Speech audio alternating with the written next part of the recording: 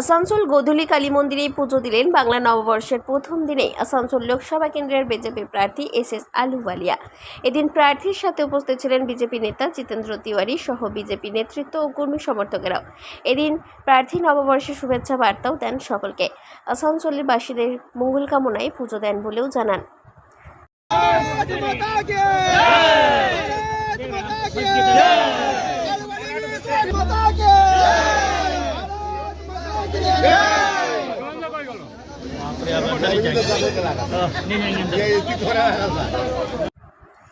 একই সাথে এই দিন সপরিবারে বিজেপি কর্মী সমর্থকদের নিয়ে কল্যাণেশ্বরী মন্দিরেও পুজো দেন বিজেপি প্রার্থী সুরেন্দ্র সিং আলুওয়ালিয়া। সঙ্গে উপস্থিত ছিলেন বিজেপির জেলা সভাপতি বাপ্পা চ্যাটার্জি, কুলটি বিধায়ক অজয় পোদ্দার সহ আরও অনেকে।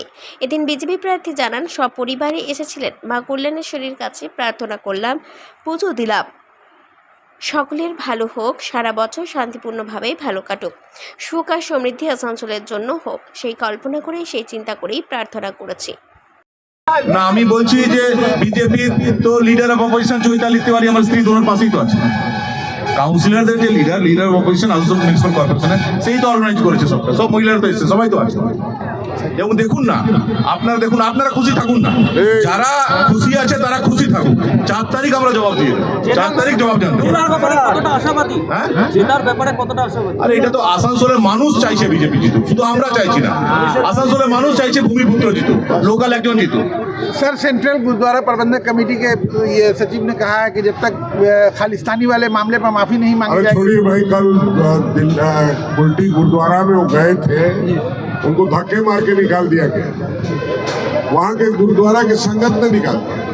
ऐसी बात छोड़िए, जो बात है मैंने पहले दिन ही कह दिया कि कोई मूर्ख ही होगा जो सिख को खालिस्तानी कहेगा, जिसको सिख का इतिहास नहीं मालूम है। और सिख का इतिहास कोई शीशे का घर नहीं है कि पत्थर पड़ने से टूट जाए।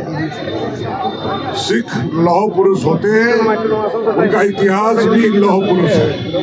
तो इसलिए उनके कहने से, लोगों के कुछ मूर्ख लोगों के कहने से, पागल लोगों के कहने से हमारे इमेज पर कोई आंच नहीं आती है, ये लोग निश्चित है। ठीक है, आज के पयला बैशाख नवबर्ष, तार जन्य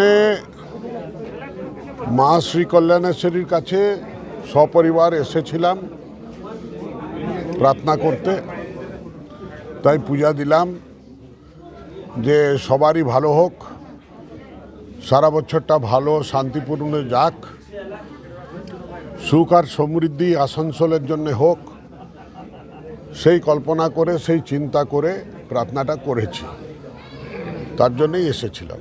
আসানসোল থেকে সঞ্জয় দেবের রিপোর্ট, 99 নিউজ বাংলা।